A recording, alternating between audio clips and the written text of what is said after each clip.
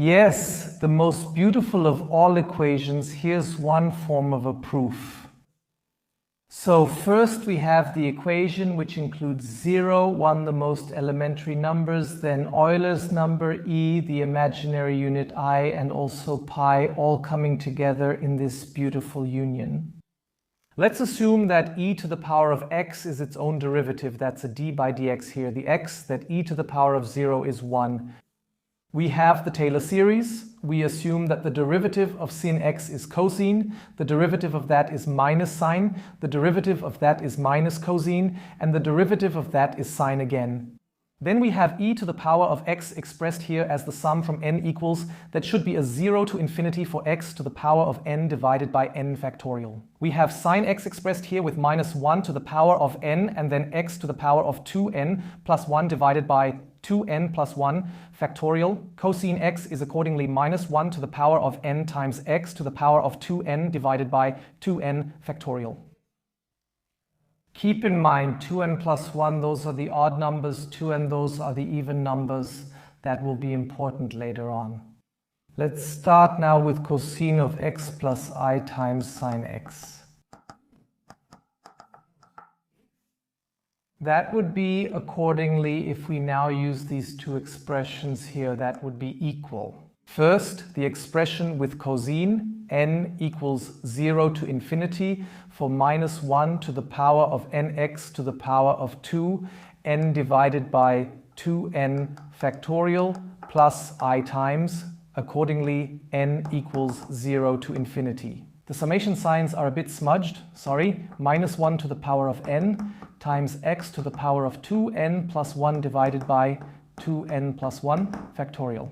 Now let's add that I squared equals minus 1, from which it follows that I equals the square root of minus 1, the imaginary unit, which can also be found up here. If we now use I squared equals minus 1, that's the corresponding expression. Here we have the sum from n equals 0 to infinity. And here I squared comes in now. I squared to the power of n times x to the power of 2n divided by 2n factorial, plus I'll bring the I into the sum now. From n equals 0 to infinity, we then have I times I squared to the power of n times x to the power of 2n plus 1 divided by 2n plus 1 factorial. Now we apply the exponent rules. That means we have here from n equals 0 to infinity, I squared to the power of n is I to the power of 2n times x to the power of 2n.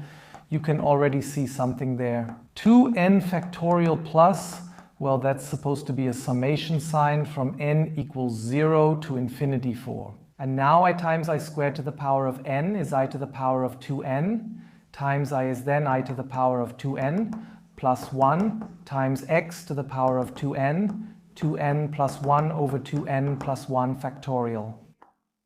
Now we can also combine things accordingly here. From n equals 0 to infinity for ix to the power of 2n over 2n factorial plus, so n equals 0 to infinity, and here ix to the power of 2n plus 1 over 2n plus 1 factorial.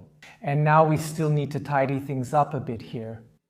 We have, accordingly, this should be 2n here at the top. We have 2n, that's correct. The even powers here, the odd powers here, each with the expression in the denominator 2n for even, 2n plus 1 for odd. That means we then introduce that k for 2n, yes, that this expression here is for all even powers with the denominator. And here 2n plus 1, right, that's for all odd powers with the corresponding denominator 2n plus 1.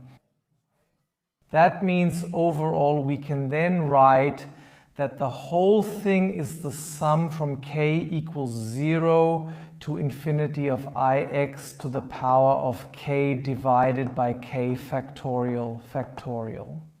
That brings us to e to the power of I times x, and now we say, let's set x equal to pi.